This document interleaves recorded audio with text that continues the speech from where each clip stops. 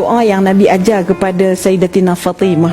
Ya Allah, tuan-tuan puan, doa ni sangatlah bagus.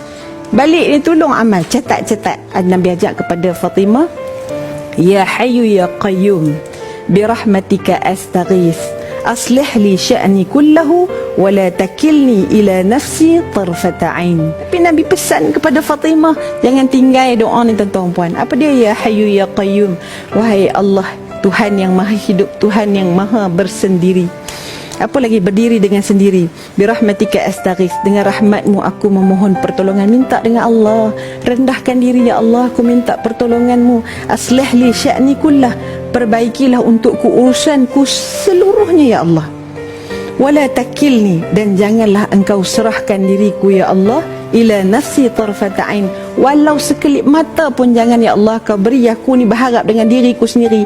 Aku yang urus, aku yang jaga anak aku yang memiliki cinta suami aku yang punya hartaku ini, ya Allah. Janganlah semua ini akhirnya menjadikan kita ini lupa kepada Allah Subhanahu Wa Taala. Jadi tuan-tuan puan, mudah-mudahan hidup yang kita pinta hari ini adalah hidup yang sedang diuruskan oleh Allah Subhanahu Wa Taala, sehingga tidak lagi datang kebimbangan, tidak lagi datang kerusingan. Yang datang hanyalah pengharapan hidup ini aku bertuhankan Allah Subhanahu Wa Taala.